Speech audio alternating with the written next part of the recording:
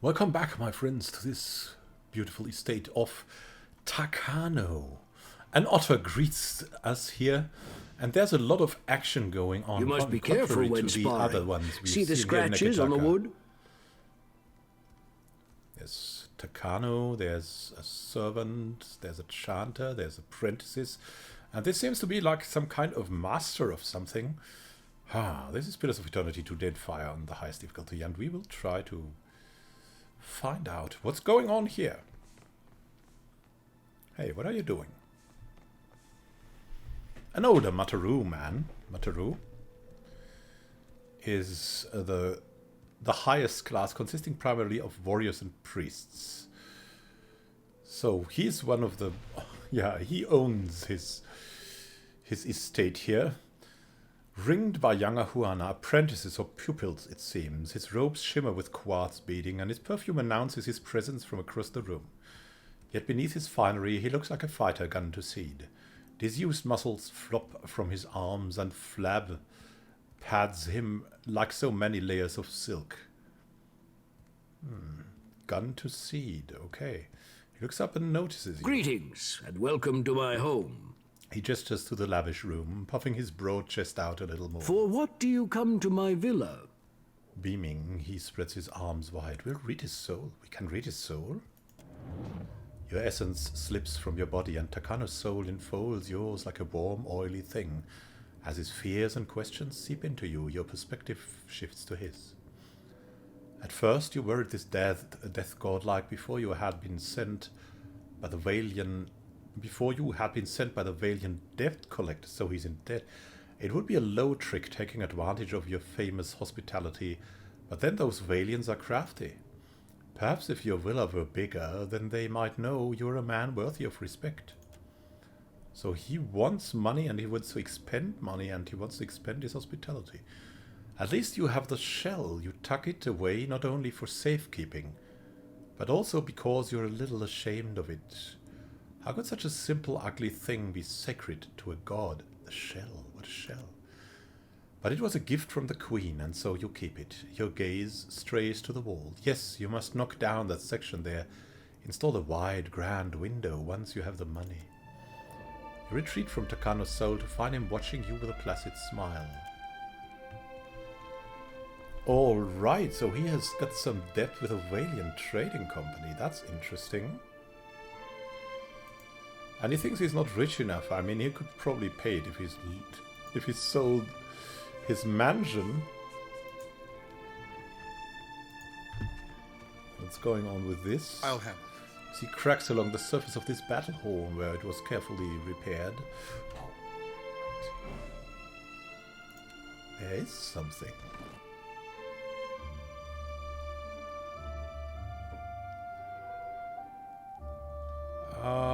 Oh well. Hey there. Hey there. Yeah, there's too much going on here. There's a room I got this. here. Was he a famous hunter or something? What is this? I'll see it done. This dark portrait, this shark portrait mid-leap has been carved from a single piece of wood. He's collecting very expensive things. He's just a man who cannot keep his money. They won't see me coming. There's a fine pike here. And a key. I see where you're going with that. Probably for this. There. What did I tell you? Some potions. Right here. That is where he sleeps, and the panther me. is above this. Is that his spirit animal or something like this? You never know how this goes. What's in here? Well, truly, we have to visit at night. Oh, what's going on here? I'll take care of this. Give me a moment. And steal something from his kitchen. Yeah, that's just who we are. And this is a rich man. As much as he's worried. Can we maybe talk a little bit more to him? For what do you come to my villa? Beaming, he spreads his arms wide. We don't know yet, actually. We'll come back. Count on it. Maybe we can repay your debt somehow. We already have taken what we would get for it.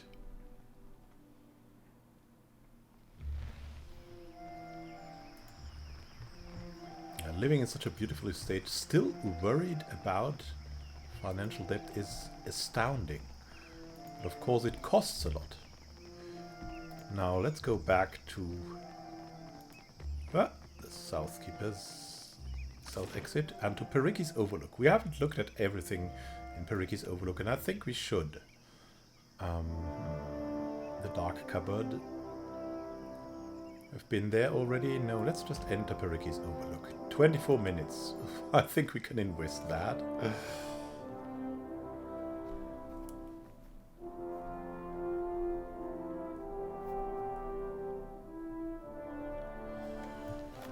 We weren't in the bathhouse and we haven't met this famous Huana prodigy thingy. Yes, there's something more here. Look.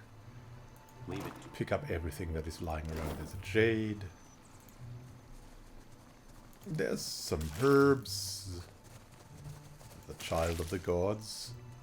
Oh yeah, that's why they say another child of the gods, right? That is why. And there's a cat here. There's the Indeed. Cat. Give me the cat. Jill. 1 perception. And party members are more effective with healing spells. Very cool. There's also something over here. Yeah, Arkhamir. We'll have to come back to this. But now let's get into this thing. We were told to pick that Huana man up there.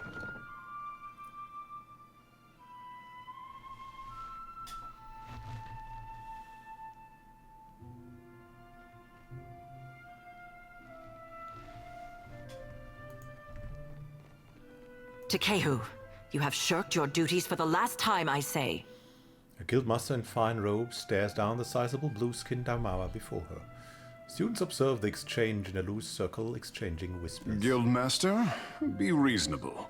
He tosses his anemone-like hair, which glows faintly as each bulbous strand settles in place. I skipped one lecture to travel up the mountain. Still, the palace is closed until you present me before Onikaza. He crosses his arms and raises one eyebrow. The murmurs of the crowd grow in volume. You went alone. I asked for patience, but as usual, you make a trench out of a tide pool. She pacifies her tone, suddenly conscious of the onlookers. Oh, don't let me stop you. This should be over soon. He winks before turning his frown back to the guildmaster. My patience wears thin, old shark. You have stifled me enough for one trip through Rakuhu's bowels. In spite of their obvious age difference, Takehu raises an instructive finger to the guildmaster. She flares her nostrils and takes a deep breath. I say Ngati weeps at her petulant spectacle of a child. Maybe he just knows better, right?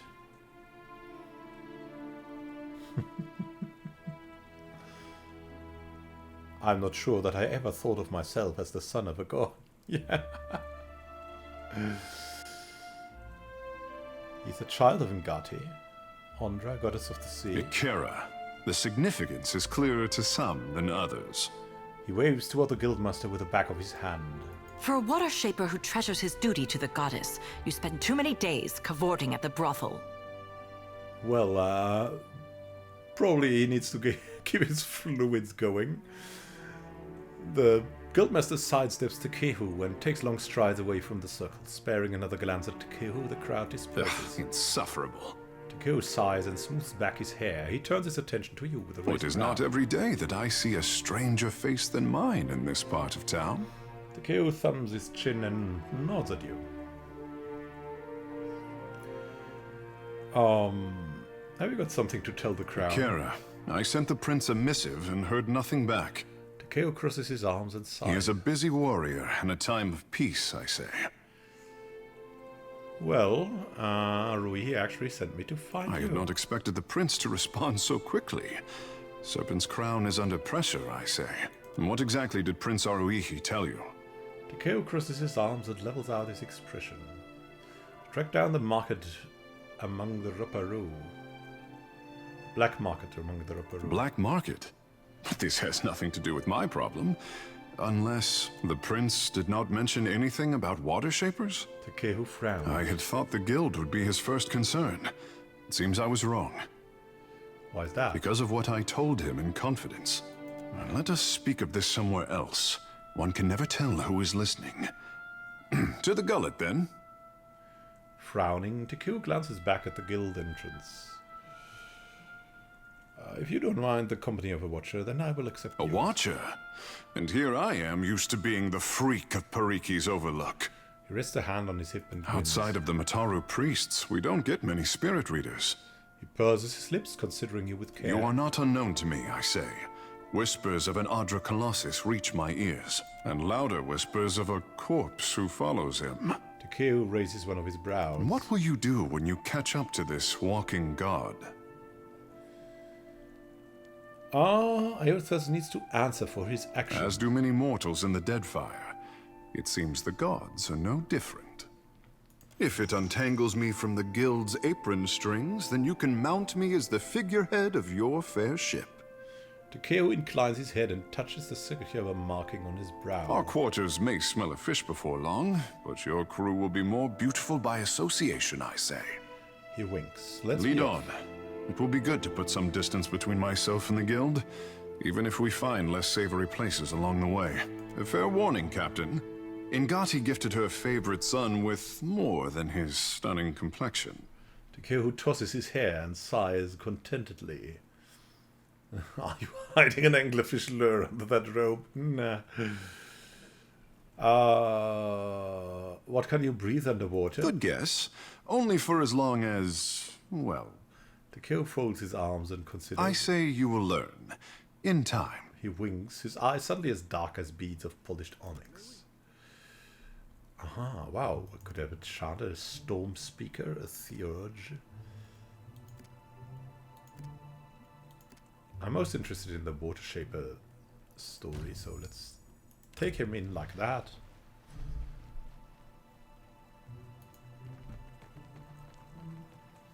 And then look at the I'll guild. see it done. Pitied is Nigati, Lady of Lament, as the pearl orb of the heavens crosses her view. The lover's affection as ephemeral as fingers touching. The moon's skyward journey continues apace. Her eyes well with tears as constant as rain. Yeah, what we want to do is look at just absolutely everything and then make it clear that we've done everything we could before we leave again to Port Mage and go further there. And maybe improve our ship. And who is that one? A young Huana holds out his hands as if to catch an incoming missile. He winces in concentration and an orb of water rises and floats midair. Sweat drips down his nose. He flinches. In that instant the water loses all shape and splashes on the floor.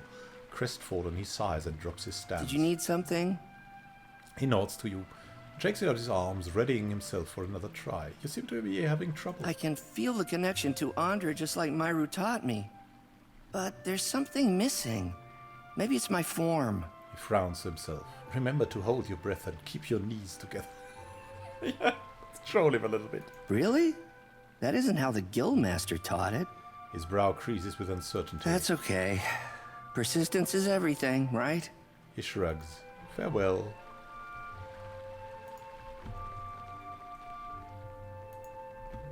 What's about this? Easy does it. I'll help.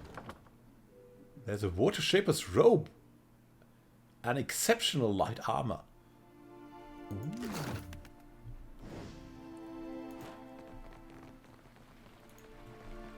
This is gonna be, well, it's gonna be exceptional. What can I say? Yeah, that's great. That's absolutely great. Offering minimal protection, cloth armor consists of layers of, yeah, and it's exceptional. I mean, we have a fine robe. She's probably more in danger. Let's give her the water shaper's robe. Hey, that's got the looks. And a fine pike with increased reach. That's two-handed now.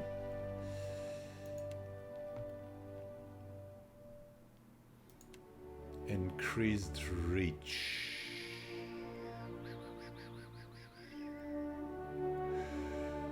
Maybe instead of the hunting bow, we will have the pike for piercing. Yeah, that seems great. Then we have the next fine robe. We have the padded armor here.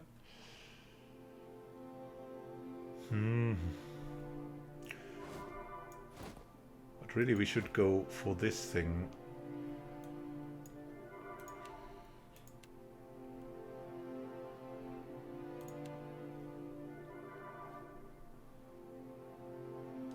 Fine leather armor. Exceptional padded armor. That's an armor rating of 7. We've got the fine mail armor with an armor rating of 8. Got the Saint's War armor, medium armor of 7. With a second chance. This is 35%.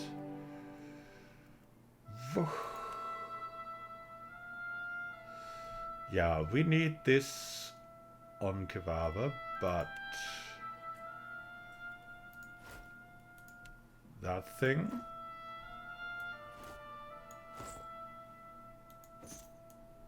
Adonan. With his exceptional padded armor. That's really cool somehow. We've got a fine mail armor to boot now. Yeah, that's really, really nice, of course.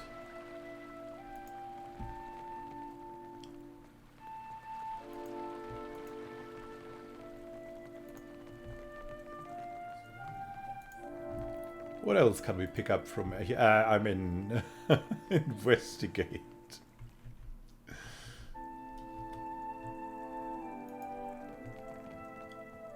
That's all stealing.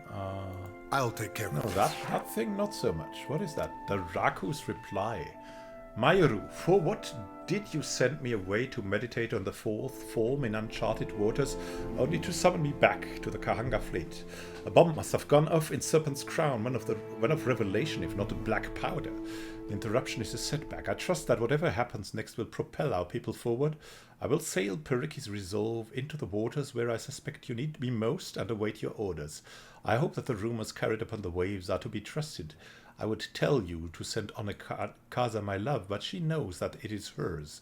Tell her that she needs only snap her fingers, and I will be her storm again. They're all in some kinds of... Oh, look at that. What is that? The 4 forms of water shaping? Aha. We'll take that. Whatever that is.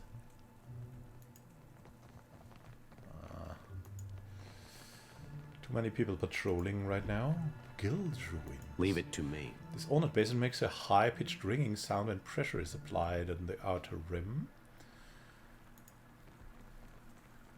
And what's in here? Maybe let's talk this over. There's something in the... Ah, there's Myru.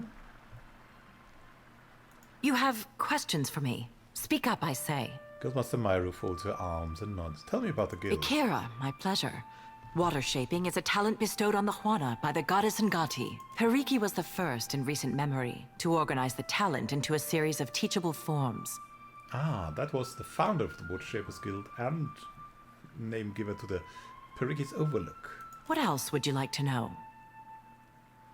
Where do Water Shapers get their power? Our art is the yield of the Juana's ancient covenant with the goddess. Our ancestors pledged to protect the luminous Adra, the islands, and the tribes. Ngati gifted us with the strength to keep our promise. And what do you do? We control tides, prevent storm damage, and keep unwelcome ships at bay. Lately, we have experienced an artistic revival of sorts, thanks to our star pupil, Takehu. We represent the best of Juana achievement, no small responsibility. Akira, speak free. Speak free, we will, but actually maybe we can help that pupil with the 4 forms of water shaping. Do you need something? Seeing as I'm getting nowhere, I'll spare you the time. Arua frowns and bids you to continue. Oh. Nah, not necessarily.